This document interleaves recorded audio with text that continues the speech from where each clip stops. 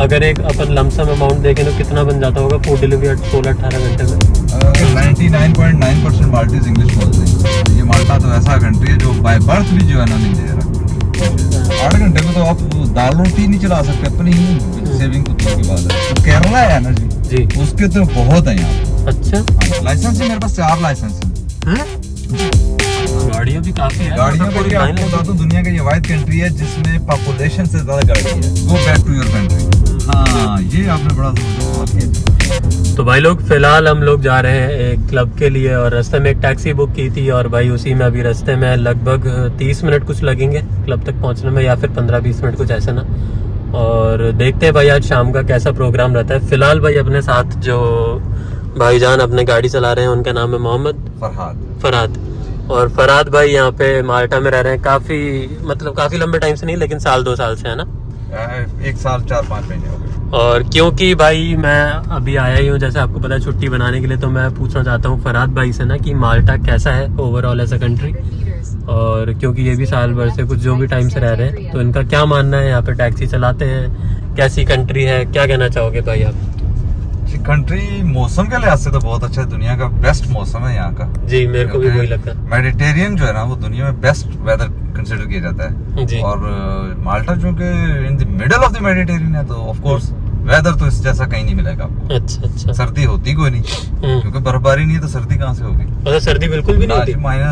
Minus का तो concept ही नहीं है टेम्परेचर वाला। तो वो मिनिमम टेम्परेचर क्या होता है? 7-8 सर्दियों में 7-8 तक रहता है। वो तो बेस्ट है यार। तो सर्दी वाली तो बात कोई नहीं। गर्मियों में भी गर्मी जो पड़ती है वो चंद दिन की होती है। अच्छा, उसमें जाता है वो 40 के लगभग, वो जो हीट वेव जो आती है कुछ थोड़ी सी। अच्छा। अदरवाइज इतना नहीं हो, 32-33 तक इतनी गर्मी रहती है। और बाकी अपने जो लोकल मतलब इंडियंस, पाकिस्तानी, ऐसे यहाँ पे कितनी पॉपुलेशन है, क्या सीन है? इंडियंस काफी है यहाँ पे कंपेयर टू पाकिस्तानी? हाँ जी। अच्छा, क्योंकि इंडियंस को वीजास बड़ी आसानी से मिलते रहे हैं। अच्छा। तो इंडियंस काफी हैं। और इंडिया में से भी जो केरला है ना जी, उसके तो बहुत है यहाँ पे। अच्छा, हाँ जी, बहुत लोग हैं केरला के। पता नहीं कैसे क्या है सिलसिला वो, लेकिन केरला के बहुत लोग हैं यहाँ। तो वो ज्यादातर स्टूडेंट के तौर पे आते हैं या फिर वर्क? नहीं, स्टूडेंट तो बहुत कम आते हैं, ज्यादातर जो है ना वो जॉब्स के सिलसिले में उनका है। अच्छा, वो आए हुए हैं। तो जॉब्स वगैरह लेना माल्टा में इतना डिफिकल्ट नहीं है क्या? क्योंकि बाकी कंट्रीज में पहले तो बहुत आसान था जी, जब वो कोविड स्टार्ट हुआ ना तो उससे ऑनवर्ड ये स्टार्ट हुआ था सिलसिला लोगों का आने का। अच्छा। अगर आप आज से 5 साल पहले पीछे चले जाए ना, प्री कोविड आप जिसको कह लें जी, प्री कोविड में तो यहाँ ना कोई इंडियन ना पाकिस्तानी, ये नहीं, गिने चुने चंद आप जिसको कह रहे हैं ना उंगलियों में गिनने वाले लोग थे यहाँ। अच्छा, हाँ जी, बहुत कम लोग थे यहाँ, ट्रेंड ही नहीं था यहाँ का। ठीक है जी। तो लेकिन जब वो कोविड आया ना तो इनको फूड डिलीवरी चाहिए था, घरों पे खाना चाहिए था, क्योंकि कोविड बाहर कैसे निकले और मूव करने के लिए भी टैक्सी। तो ये 2 फील्ड्स में स्पेशली बहुत ज्यादा लोग आए थे।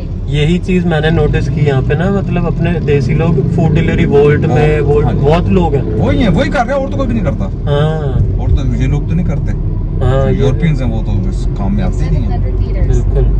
तो मतलब ये काम जो है ना जी, ये आप इसको कह लें, ये आसान काम नहीं, टफ काम है। आपको टाइम देना पड़ता है फूड डिलीवरी में। अगर आप टाइम नहीं देते तो अर्निंग्स नहीं बनती हैं। अगर आप कहें ना जी 4-5-6 घंटे या 8 घंटे काम कर लो, 8 घंटे में तो आप दाल रोटी नहीं चला सकते अपनी सेविंग तो दूर की बात है।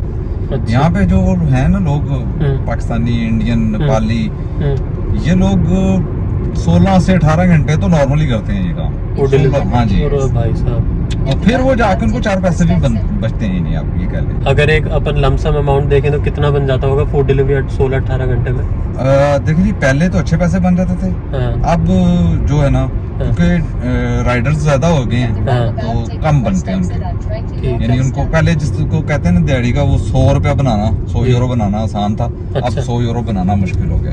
100 यूरो पूरे के आपने जिन्हें जो डिलीवरीज की हैं वो 100 यूरो की हो गई हैं। वो 100 में से ये होता था कि 60-40 की है रेशो ना, कंपनीज की ज्यादातर 60 आपके हैं, 40 कंपनी के हैं। बाइक भी वो देते हैं, पेट्रोल भी देते हैं, सब कुछ देते हैं वो। तो मतलब 60 यूरो दिन का? हाँ, मतलब वो पहले बहुत आसान होता था, यानी अगर आपने 12-14 घंटे काम किया ना तो 100 यूरो तक आराम से करना। अब जाके 18 घंटे काम करो तो तब जाके बड़ा मुश्किल से 100 यूरो होता है। अच्छा। क्योंकि कंपटीशन ज्यादा हो गया, राइडर ज्यादा है। खाने वाले तो वही है, फूड ऑर्डर्स करने वाले तो लोग वो तो बड़े नहीं है। बिल्कुल। तो जारी बात है, फिर उससे सबको शेयर कम हो गया फिर। तो वो जो फूड डिलीवरी वगैरह कर रहे हैं उनका वीजा वगैरह क्या कैसे चल रहा है यहाँ पे? ज्यादा उसका मुश्किल वीजा ये होता है जी, वो हर साल उनका रिन्यूअल होता है। अच्छा। तो रिन्यूअल के वो जिस कंपनी के साथ अटैच है वो उनके पेपर्स सबमिट कराते हैं और रिन्यूअल हो जाता है। रिसेंटली जो है ना जी, वो ये हुआ है अभी के कंपनीज चेंज लोग जो करते हैं ना, उनको जो है ना वो रिन्यूअल्स नहीं दे रही है। अच्छा। हाँ जी, गवर्नमेंट की जो है ना एक्चुअली नेक्स्ट ईयर इलेक्शन है यहाँ पे, तो कुछ मतलब है जो है ना वो वोट गेन करने के लिए, अपनी सिंपथी लेने के लिए वोटर्स की, वो कह रहे हैं जी ये फॉरेनर्स यहाँ पे बहुत ज्यादा हो गए, इनको हम निकालेंगे। ये वो खासतौर पे वो लोग जो अनस्किल्ड टाइप हैं, यानी जैसे टैक्सी ड्राइवर हो गए और ये इस तरह से। तो इसमें जो है ना काफी वो मुश्किल पेश आ रही है अभी। अच्छा अच्छा। काफी लोगों के रिन्यूअल में केस फंस गए और नहीं हो रहे रिन्यूअल। और मैं जब यहाँ पे आया था ना एयरपोर्ट पे, तो मैंने नोटिस किया टैक्सीज की भी बड़ी मारा मारी है यहाँ पे, बहुत ज्यादा टैक्सी है। क्योंकि यार हम लोगों को मतलब बताता हूँ ना जी, व्हाइट टैक्सीज जो है ना यहाँ पे 300 है। गवर्नमेंट ने फिक्स एक रखी हुई थी अमाउंट, 300 टैक्सीज हैं। आप अच्छा। उसका नंबर जब पढ़ेंगे कभी भी आपको 300 से ऊपर नंबर नहीं नजर आएगा। अच्छा। 300 जो है ना वो व्हाइट टैक्सीज है गवर्नमेंट की तरफ से जो उन्होंने हैं, लेकिन उनका रेट बहुत ज्यादा है, उसमें पैसेंजर नहीं बैठता है। उसमें वही पैसेंजर बैठता है जो बाहर से आता है और जिसको पता नहीं है। अच्छा। उसका रेट बहुत ज्यादा है, बहुत ज्यादा। जबकि ये जो है बोल्ट और ई कैब और उबर, ये तीन है इसमें जो स्पेशली, तो इनमें जो है ना इस वक्त जो है तकरीबन लगभग 3900 टैक्सीज चल रही हैं। लास्ट ईयर ये इनकी तादाद थी 2800। अच्छा। इसी साल में बहुत ज्यादा इंक्रीज हुई है, क्योंकि वो जितनी भी कंपनीज थी उन्होंने देखा जी इसमें तो बड़ा पैसा है टैक्सी में, तो उन्होंने नई गाड़ियां बुक करवा ली। अभी नई गाड़ियां आ गई सड़कों पे, और अब जो है ना वो गवर्नमेंट ने जो है ना वो बहुत ज्यादा सख्ती की है। मतलब आप गाड़ी बाहर खड़ी नहीं कर सकते रात 11 से सुबह 6 बजे तक। अगर गाड़ी आप व्हाइट बॉक्स में खड़ी है तो 500 यूरो का फाइन है उसमें। रूल्स वगैरह बढ़ा दिए, बहुत सख्त पहले भी था लेकिन उसमें सख्ती नहीं थी, अभी बहुत सख्ती कर दी है। तो दिन ब दिन जो है ना वो टैक्सियों को मतलब तंग किया जा रहा है। पर ओवरऑल काम ठीक है टैक्सी वगैरह ना। कंपटीशन काफी हो चुका, लेकिन ये है कि जो आप कह लें पहले काम था इसमें, वो मतलब जो लोग जिन्होंने पिछले साल या इससे पिछले सालों में काम किया ना, वो तो सीजन में 4000 प्लस सैलरी निकालते थे, 4000 यूरो। हाँ जी। और अब तो 2500 लगभग इतना ही बन सकता है महीने का। मुश्किल हो जाता है। सही है, लेकिन इसमें ऑफ सीजन भी आता है, ऑफ सीजन में फिर 1000-1200 सैलरी आती है। राइड्स होती नहीं है तो टूरिस्ट में, स्पेशली जनवरी फरवरी मार्च 3 महीने बहुत जो है ना वो ऑफ सीजन उसको कह लें, बिल्कुल टूरिस्ट नहीं आता। तो बाकी अगर अपन ओवरऑल देखा जाए तो अगर कोई लोग ये वीडियो देख रहे हैं, अगर माल्टा आने की सोच रहे हैं, तो आपको क्या लगता है भी आना चाहिए? कैसा कंट्री कैसी है, या दूसरी कोई कंट्री आप सजेस्ट करोगे? मैं किसी को डिस्करेज तो नहीं करूंगा, अगर उसका कोई मतलब बनता है सिलसिला तो वो आए जरूर। अच्छा। यहाँ से आके इसको जिस तरह से लोगों ने ट्रांजिट यूज किया है इससे पहले भी, इसको एज ए ट्रांजिट यूज करे। अच्छा। अगर तो वो ये प्लान करके आया जी कि मैं माल्टा जाके उधर सेटल हो जाऊंगा, क्योंकि ये लोग पासपोर्ट वगैरह तो देते नहीं है। अच्छा, नहीं देते? नहीं, यहाँ मेरी एक पैसेंजर थी लास्ट वीक 10 डेज के राउंड अबाउट, नेपाल की लड़की थी वो पैसेंजर बैठी है, उसका बेटा भी था साथ। बातचीत हुई तो उसने बताया कि इसकी बर्थ यहाँ की हुई है। मैं कहा चलो ये तो कम से कम माल्टीज पासपोर्ट लेगा। उसने कहा नहीं, यहाँ नहीं है ये रूल। मैं कहा ये तो फिर दुनिया का वाहिद मुल्क है कि बाय बर्थ तो पूरी दुनिया में जो है नेशनलिटी मिलती है। जहाँ कोई बच्चा पैदा होता है वो उसकी नेशनलिटी उसकी ऑटोमेटिकली मिलती है। तो ये माल्टा तो ऐसा कंट्री है जो बाय बर्थ भी जो है ना नहीं दे रहा नेशनलिटी। पर जो लोग अगर मतलब कोई इनके वो क्राइटेरियाज भी नहीं है कि आप इतने साल काम वो करो, है क्राइटेरिया उसके ऊपर बहुत से लोगों ने लिए भी माल्टीज पासपोर्ट, ये नहीं मैं कहता। लेकिन बहुत टफ कंडीशन है, बहुत मुश्किल है। अच्छा। हाँ जी, ये है सर। इनकी लैंग्वेज वगैरह भी कोई डिफरेंट है क्या? कोई सीखनी पड़ती है? जी माल्टीज वो तो लाजमी है, अगर आपने पासपोर्ट लेना तो आपको वो इसका एग्जाम होता है, वो लाजमी पास करना पड़ेगा। इसकी हिस्ट्री का एग्जाम है, वो तो यूरोप में तमाम कंट्रीज में होता है। बिल्कुल बिल्कुल। अगर आपको कैसी है वो लैंग्वेज इनकी? मुश्किल है, बहुत मुश्किल है। बहुत मुश्किल है। मैंने ग्रीक लैंग्वेज सीखी है, फुली मुझे आती है, लिखनी पढ़नी आती है। अल्बानियन लैंग्वेज मुझे लिखनी पढ़नी आती है। ठीक है जी। लेकिन इसका मैंने एक लफ्ज नहीं सीखा, इसलिए कि जरूरत ही नहीं है, क्योंकि 99.9% माल्टीज इंग्लिश बोलते हैं। बिल्कुल। जब जरूरत ही नहीं है तो क्यों सीखे? ऑलरेडी है बड़ी मुश्किल है, क्योंकि इसमें मिक्सचर ऑफ लैंग्वेजेस है, अरेबिक के वर्ड्स हैं, फ्रेंच है, इटालियन है, जो जिन्होंने इनके ऊपर हुकूमत की ना, तो उनकी लैंग्वेजेस इनकी लैंग्वेज में मिक्स हुई है, फिर वो एक मिक्सचर है। अच्छा अच्छा। बाकी और जो जो माल्टीज लोग हैं यहाँ के वो कैसे हैं, मतलब फ्रेंडली हैं या फिर रेसिस्ट? नहीं, बहुत ज्यादा रेसिस्ट है, बहुत ज्यादा। अच्छा, बहुत ज्यादा। और उनका मतलब कोई ब्लॉन्ड टाइप है क्या वो, या फिर अपने ऐसे दिखते हैं नॉर्मल? क्योंकि मेरे को तो समझ नहीं आया अभी 2-3 दिन में, मेरे को तो मिक्स लोग दिख रहे हैं। यहाँ तो आपको बड़ा मुश्किल होगा, क्योंकि यहाँ तो आपको वो कहते हैं ना भात के लोग मिलेंगे। हाँ। कि भाई हर जगह से आ रहे हैं ना। हाँ। अब टूरिस्ट में उठाता हूँ तो पूरी दुनिया के जो कंट्रीज हैं, जब उनसे बातचीत होती है तो पता लगता है कोई कहीं से आ रहा है, कोई हाँ। पूरे यूरोप से, इवन पूरी दुनिया से, अमेरिका से, कनाडा से, ऑस्ट्रेलिया से और लैटिन अमेरिका से। बिल्कुल, मतलब हर जगह से लोग जहाँ जो है ना। क्योंकि मैं वो जो एरिया में रह रहा हूँ वो सेंट जूलियंस नाम है, वहाँ पे तो मैं देख रहा हूँ वहाँ तो सारे फॉरेनर्स हैं, वो टूरिस्ट हैं, वो तो टूरिस्ट हैं वहाँ पे। तो मेरे को समझ ही नहीं आया कि कौन है माल्टीज, कैसे लोग हैं। नहीं पहचान सकते वो माल्टीज को। तो ब्लैक हेयर्स हैं उनके या फिर क्या है? नहीं, यूरोपियन ही हैं वो, मिक्सचर है वो। आप उनका एक अपना है वो, आप बहुत अरसा जब रह रहे हो ना फिर आपको समझ आती है। अच्छा, ऐसे नहीं पता चलता। तो माल्टीज जो है वो रेसिस्ट हैं जी, बहुत ज्यादा। अच्छा, ठीक है जी। आपके साथ मतलब हो चुके ऐसे इंसिडेंट? एंड जी बिल्कुल हो चुका है जी, लेकिन ये है कि मेरे साथ नहीं, बहुत से लोगों के साथ ये हुआ है कि ये लोग एक वर्ड यूज करते हैं, go back to your country. अच्छा, ये बहुत ज्यादा यूज करते हैं कि उनके जॉब्स वगैरह में इनको वो कहते हैं आप हमारे कंट्री में क्यों आए हुए हो, हमारी जॉब। अब ये नहीं इनको पता कि अगर हम लोग फॉरेनर्स यहाँ से चले जो तुम्हारा कंट्री एक सेकंड के लिए सर्वाइव नहीं कर पाता। ये सही बात है एकदम। जो काम फॉरेनर्स यहाँ कर रहे हैं, जॉब्स कर रहे हैं, वो कौन करेगा फिर? ये सारी कंट्रीज में सेम चीज है। सेम चीज है वो तो। हाँ, लेकिन एक चीज है जी, मैं ग्रीस में रहा हूँ 8 साल, अल्बानिया में रहा हूँ 13 साल, वहाँ ये चीज मैंने नहीं देखी है। इसलिए मतलब बहुत मुझे हैरत हुई यहाँ पे कि माल्टा जो है ना वो, मतलब स्पेशली जो विलेजेस के लोग हैं इनके, जो विलेजेस में रहते हैं वो बहुत बैकवर्ड है। उनकी सोच आप 50 साल पीछे कह लें। अच्छा, ये मेरी डिस्कस हुई थी नेदरलैंड के कुछ पैसेंजर्स थे, उनसे ऐसे डिस्कस हुआ ये चीज। तो मैंने कहा जी बिल्कुल, वो कहते हैं बिल्कुल 50 साल पहले हमारे यहाँ ये थिंकिंग थी। अच्छा, अब नहीं है। बिल्कुल बिल्कुल। तो यहाँ पे जो है ना अभी ये लोग जो माल्टीज भी आपको बता दूं, बहुत से लोग हैं जो यहाँ से जा चुके हैं। अच्छा। अमेरिका में, कनाडा में, यूके में सेटल हो चुके हैं। अच्छा, वो बस छुट्टियां गुजारने, जैसे हम लोग अपने देशों जाते हैं देशों को, तो ये भी अपने देशों को आते हैं छुट्टियां मनाने। वो लोग जो है उनकी मेंटेलिटी और है। अच्छा, जो यहाँ माल्टीज है ना जो रह रहे हैं यहीं पे, वो बहुत पीछे है। बिल्कुल, उनमें नहीं है। क्योंकि भाई टाइम थोड़ा सा लिमिटेड बचा है, मैं फरहाद भाई से पूछना चाहूंगा, मैं तो आपसे पूछ लिया, पर जो लोग देख रहे हैं आपको, वो पूछना चाहते हैं कि आपके पास कहाँ की सिटीजनशिप है? आप पाकिस्तान से यहाँ पे रह रहे हो, क्या सीन है? मैं पाकिस्तान से था, लेकिन 2003 में मैंने पाकिस्तान छोड़ दिया था जी। तो उसके बाद मैं ग्रीस रहा हूँ 8 साल। उसके बाद मैंने अल्बानियन के साथ शादी की थी जी, और अल्बानिया का पासपोर्ट लिया हुआ है। अभी जो है मैं अल्बानियन पासपोर्ट है, क्योंकि पाकिस्तानी पासपोर्ट मैं रिन्यू ही नहीं करवा रहा। तो अल्बानियन पासपोर्ट के ऊपर मैं, चूंकि मुझे वीजे की जरूरत नहीं होती है यहाँ आने के लिए, मैं यहाँ आके तो मैंने काम स्टार्ट कर दिया जी। तो एंजॉय कर रहा हूँ इस काम को। और वेदर मतलब मस्त है ना? वेदर तो मस्त है, वेदर ऐसा नहीं मिलेगा, बहुत जबरदस्त वेदर है जी। बाकी ये कि अगर किसी को आने का है प्रोग्राम, आए इधर आके 4-6 महीने काम करे, आगे मूव हो जाए यहाँ से। ये आपको एडवांटेज है। जैसे बहुत से लोग यहाँ पे जो माल्टा में आए हैं ना, पाकिस्तानी, इंडियन, नेपाली लोग, 70-80% जो है ना वो मूव हो गए यहाँ से।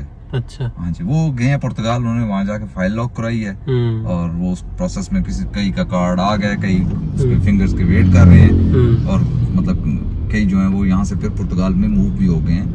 क्योंकि पुर्तगाल ऐसा कंट्री है जो 5 इयर्स के बाद वो पासपोर्ट आप एलिजिबल है, अप्लाई कर सकते हैं। और लोग क्या कर रहे हैं कि इस सोच के साथ कि बहुत से लोगों ने जो पुराने थे उन्होंने पासपोर्ट लिए हैं, और वहां से पासपोर्ट लेने के बाद मूव हो गए यूरोप में। कोई जर्मनी चला गया, कोई स्वीडन चला गया, कहीं और चला गया, क्योंकि उसके बाद आपको फिर काम करने का मसला नहीं होता, कहीं आपकी कोई डॉक्यूमेंटेशन का प्रॉब्लम नहीं है, क्योंकि आपके पास EU का पासपोर्ट है। बिल्कुल। अगर फरहाद भाई मैं आपसे एक बात पूछना चाहूंगी, कोई बंदा अगर अपनी कंट्री में भी, इंडिया, पाकिस्तान या कहीं भी, और उसको किसी एक कंट्री को चूज करना है जो आपको लगता है कि बेस्ट है पेपर के मामले में भी और लाइफस्टाइल के मामले में भी यूरोप में, एक कंट्री या 2-3 कंट्री, कौन सा आप चूज करना चाहोगे? ये बहुत मुश्किल क्वेश्चन है भी आपका, क्योंकि हर कंट्रीज के जो अच्छे कंट्रीज हैं वो पेपर्स नहीं देते हैं। ठीक है, अब जैसे हाईली स्किल्ड जो लोग हैं उनके लिए तो जर्मनी अच्छा है। अच्छा, क्योंकि जर्मनी दे भी रहा है। हाईली स्किल्ड की मैं बात करूंगा, जो प्रोफेशनल्स हैं उनको तो वो दे भी रहा है। सिर्फ ये है कि वो आपको जर्मन थोड़ी सी लैंग्वेज सीखनी पड़ेगी, और वो चीज है। तो जो आप आम लोग कह लें, जो मतलब अनस्किल्ड टाइप कह लें, या उनके लिए तो फिर उनका यही है जी, यूरोप में एकदम किसी तरीके से इंटर हो, चाहे विजिट वीजा पे आए, स्टूडेंट वीजा पे आए, किसी तरीके से आए, और आके जो है ना वो पुर्तगाल में मतलब है पेपर लगा दो बस, और वेट करो उसका। स्पेन है, वहाँ पे भी हो जाता है पेपर जमा वहाँ, लेकिन ये वो थोड़ा पीरियड लंबा है उनका, 3-1 साल के बाद वो जाके स्टार्ट होता है प्रोसेस। सही बात है एकदम। वो भी है। ये जो इस वक्त जो कंट्रीज हैं जो पेपर्स दे रहे हैं वो सिर्फ यही है, पुर्तगाल है, दूसरे नंबर पे स्पेन है, ठीक है जी। बाकी कोई भी पेपर्स नहीं देता है। या ये है कि माल्टा है, माल्टा में भी ये है कि अगर आप लीगल यूरोप में इंटर हुए हैं, आपकी एंट्री लीगल है और आप यहाँ जॉब ढूंढ लेते हो, तो आपके वो कार्ड बन जाएगा। एक चीज मैं आपसे पूछना चाहता हूँ, जैसे मैं वैसे डेनमार्क में रहता हूँ, और यहाँ पे जब मैं माल्टा आया ना, तो एक चीज में थिंकिंग मेरे अंदर डेवलप हो गई, और वो पता नहीं अच्छी है गलत है या सही है। जब मैं एयरपोर्ट पे उतरा और उसके बाद में सिटी में गया कैब से होते हुए अपना सेंट जूलियंस के लिए, तो काफी बिल्डिंग्स थोड़ी सी मतलब पुरानी सी, और कुछ एक जगह बहुत ज्यादा कंस्ट्रक्शन चल रहे हैं, और कंस्ट्रक्शन तो यहाँ पे बहुत ज्यादा ऐसी फीलिंग आई मेरे को कि कहीं ना कहीं यार गलत डिसीजन तो नहीं लिया माल्टा एज अ टूरिस्ट आने के लिए। फिर सेंट जूलियंस पहुंचा तो मेरे को लगा नहीं यार कुछ तो है यहाँ पे, अच्छी वाइब है। सेंट जूलियन जो है ना वो पार्टी है, मतलब आप कह ले हब है, टूरिस्ट। नाइट लाइफ जो है वो सेंट जूलियन में ही है। वो मेरे को बहुत पसंद आया एरिया। और सेंट जूलियन में मतलब है जो बहुत ज्यादा है वो, तो वो है। बाकी तो जो इनकी जो बिल्डिंग्स है वो पुरानी है ना, ठीक है जी। वो इनका स्टाइल वो मतलब है पुराना है, इनका एक अपना स्टाइल है, उसकी है ज्यादा बिल्डिंग। लेकिन ये है कि कंस्ट्रक्शन यहाँ पे बूम पे है जी। उसकी रीजन ये है डिमांड बहुत है। अच्छा, डिमांड से मुराद ये है कि भाई जो टूरिस्ट आते हैं उन्होंने रहना है होटलों में, वो मतलब समझते हैं महंगा है, तो वो मतलब ऑनलाइन जो है ना वो बुकिंग्स करके लोगों का ट्रेंड ये बन चुका है कि भाई कोई भी घर खरीदो और उसको आगे मतलब ये टूरिस्ट सीजन में चढ़ा दो रेंट पे, तो पैसे आएंगे। तो इसलिए यहाँ पे जो है ना ये बहुत ज्यादा जो है ना इस वक्त बूम पे है प्रॉपर्टी का जो है सिलसिला। बिल्कुल। तो अगर किसी को इन्वेस्टमेंट करना है माल्टा में कर सकते हैं जी, बिल्कुल। प्रॉपर्टी में जो इन्वेस्टमेंट है वो तो जबरदस्त है। उसमें तो मतलब है जो है ना वो आपकी परमानेंट इनकम आएगी। अगर आप रेंट पे रखते हैं परमानेंट इनकम लग जाएगी। वो प्रॉपर्टी की अपनी जो वैल्यू है वो तो कभी भी नीचे नहीं जाने, लेकिन वो उसमें बढ़ नहीं होता है। क्योंकि मैं अभी जहाँ पे मैंने एयरबीएनबी बुक किया है, वो भी साला बंदा जो है पता नहीं कहाँ रहता है यार, वो व्हाट्सएप पे बात कर रहा है सिर्फ मेरे से ना, और वो एक दिन के अपने 10-15 हज़ार रुपए इंडिया के हिसाब से ले रहे हो। नहीं तो मेरी एक पैसेंजर बैठी थी, वो अमेरिका से आई हुई थी, तो उससे भी ऐसे पूछा मुझसे कहाँ प्रॉपर्टी लूं, कौन सी अच्छी है। मैंने उसको बताया सबसे महंगी जो है मलिया में, विल्लास जिसको कहते हैं ना, वो मलिहा है एक जगह वहाँ पे, माल्टा में। हाँ माल्टा में। वहाँ पे ब्रिटिश जो है ना पेंशनिस्ट वगैरह वो लोग रहते हैं, और बड़े बड़े जो आप कह लें बिजनेस के टाइकून्स हैं उनके विल्लास हैं वहाँ पे। अच्छा। तो वो तो बहुत बहुत महंगे जी, उसका तो आप सोचे भी ना। तो मैं उसने मुझसे क्वेश्चन किया, मेरा प्रोग्राम है इसी तरह, मैं अमेरिका में रहती हूँ, मैं चाहती हूँ कि प्रॉपर्टी सेल करके तो एयरबीएनबी पे जो है ना वो रेंट पे चढ़ा दिया करो। तो उसने फिर मुझसे डिटेल्स पूछी कहाँ ज्यादा बेहतर है, तो उससे मैंने गाइड किया भाई सलीमा, गजीरा और सेंट जूलियन, ये 3 प्लेसेस तुम्हारे लिए सूट करेंगी। अच्छा। कि तुमने बड़े लेवल पे तो इन्वेस्टमेंट नहीं करनी कि विलास टाइप इस तरह से। और विलास जो है रेंट पे चढ़ते भी नहीं इतने ना, बिल्कुल, क्योंकि रेंट पे तो वही आम अपार्टमेंट्स चढ़ते हैं। टूरिस्ट आता है वो अपार्टमेंट में रहना पसंद करता है, वो विलास में तो नहीं रहते। तो मैंने उसको गाइड किया कि ये जो 3 जगह सलीमा, गजीरा और सेंट जूलियन, उधर ले लो और ठीक है। और टैक्सेशन कैसा है यहाँ पे, गवर्नमेंट टैक्स कितना है? हाँ, ये आपने बड़ा जबरदस्त सवाल किया जी। ये जो टैक्सेशन का है ना वो EU इसको कहता है, अपना टैक्सेशन सिस्टम ठीक करो। अच्छा। ये इन्होंने बड़ा ड्रामा किया हुआ है। आप कोई भी बिजनेस कर रहे हैं 18% आपने टैक्स जमा कराना है, ठीक है जी। आपने 18% जमा करा दिया, 13% गवर्नमेंट ने आपको वापस दे देना। अच्छा। 5% टैक्स है। गजब। तो दुनिया सब भाई इधर क्यों बिजनेस लोग कर रहे हैं, मतलब हेड ऑफिस उन्होंने खोले हुए इधर आगे। वाह यार, इसलिए कि भाई 5% टैक्स क्या है, कुछ भी नहीं है। तो हाँ जी, तो ये तो जो इन्वेस्टर्स हैं उनके लिए हेवन है यहाँ पे। और EU इसको कह रहा है कि भाई आप अपना तरीका ठीक करें। ये तो कोई तरीका नहीं कि आप हमें शो कराते हैं हम 18% टैक्स ले रहे हैं, तो 13% जो वापस कर देते वो क्या है फिर, पीछे तो वो 5% ही टैक्स रह जाता ना। तो उन्होंने EU ने इनको वार्न किया हुआ है कि भाई अपना टैक्सेशन सिस्टम जो है ना उसको यूरोप के लेवल पे लेके आए। अच्छा। गाड़ियाँ भी काफी है, गाड़ियों का आपको तो दुनिया का ये वाहिद कंट्री है जिसमें पॉपुलेशन से ज्यादा गाड़ी है। कि अपनी पॉपुलेशन 500 मिलियन है और 100,000 जो है फॉरेनर्स हैं। गाड़ियों की तादाद 5 मिलियन से ज्यादा इनकी। सच में देखो आप साइड में गाड़ियों की लाइन लगी हुई है, पार्क करने की तो आपको जगह में सवाल ही नहीं मिलता आपको गाड़ी पार्क करने का यहाँ। इतने लंबे टाइम से देख रहे हो, लाइन चलती जा रही है यहाँ गाड़ी नहीं, की। हर जगह देखेंगे पूरे माल्टा में, आप जहाँ भी चले मेरे साथ आपको पार्किंग नहीं मिलेगी। अच्छा, तो गाड़ी इतनी है क्या, वो पार्किंग कहाँ से? मतलब गाड़ियाँ भी सस्ती होंगी फिर, यहाँ पे टैक्स नहीं होगा गाड़ियों का? गाड़ियों का भी इसके मुझे एग्जैक्टली नहीं पता, लेकिन मेरे ख्याल से शायद कम है टैक्स। मतलब कोई नई गाड़ी लेता है तो इतना मुश्किल नहीं है उसके लेकिन ये है कि माल्टीज काफी रिच हैं जी। अच्छा, हाँ, बहुत ज्यादा जो इनकी जो गरीब भी इधर है, ये नहीं मैं कहता गरीब नहीं है, लेकिन मेजोरिटी जो है वो अमीर है। और नॉर्मल इनका जो है ना ट्रेंड वो ये है कि हर घर में 3 से 4 गाड़ियां हैं। ओहो हो, अच्छा। हाँ, 3-4 से नीचे गाड़ियां नहीं मिलती हैं जो उनकी नॉर्मल सा है। ये नॉर्मल में है इनके। तो लाइसेंस लेना और easy है? यहाँ पे आपको ऐसी ऐसी गाड़ी मिलेगी, पोर्शे, फरारी, जैगुआर वाह। के, लेकिन ये है कि मैक्सिमम स्पीड लिमिट 80 किलोमीटर है यहाँ पे। तो वो गाड़ियां यहाँ बेकार हैं, हाँ। क्योंकि वो उसने तो जो ही आपने पैडल पे पैर रखना है, उसने तो और 1 सेकंड में उस 80 को क्रॉस कर जाना है।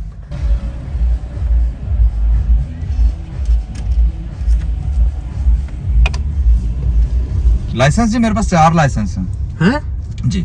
पाकिस्तान का लाइसेंस है, ड्राइविंग लाइसेंस है। जब अच्छा। पाकिस्तान में था तो पाकिस्तान का था। हाँ। फिर ग्रीस आया तो ग्रीस का ले लिया मैंने। अच्छा, अल्बानिया का तो अल्बानिया का ले लिया। अच्छा। और अभी माल्टा आया तो उनकी रिक्वायरमेंट थी तो मैंने माल्टा का भी ले लिया। एंड राइड कर दिया जी यहाँ से। राइडर हो चुके। मुझे आगे जी 15 यूरो 60 सेंट आ गए जी। ये मैंने इसको आपने कार्ड से पेमेंट की हुई है जी। इसको मैंने कंफर्म किया है जी। और आपको ये 5 स्टार दे दिए। Thank you। 5 स्टार। फरहाद भाई बहुत बहुत शुक्रिया, इतनी अच्छी इन्फॉर्मेशन और आपका टाइम मैंने लिया। ज्यादा टाइम भाई, अगर आपको वीडियो पसंद आए तो लाइक करना, शेयर करना, सब्सक्राइब करना और फरहाद भाई के लिए बहुत अच्छी अच्छी बातें लिख के जाना कमेंट में। उन्होंने बहुत अपना टाइम दिया है, अच्छी अच्छी बातें बताई हैं। Thank you so much, bye, take care.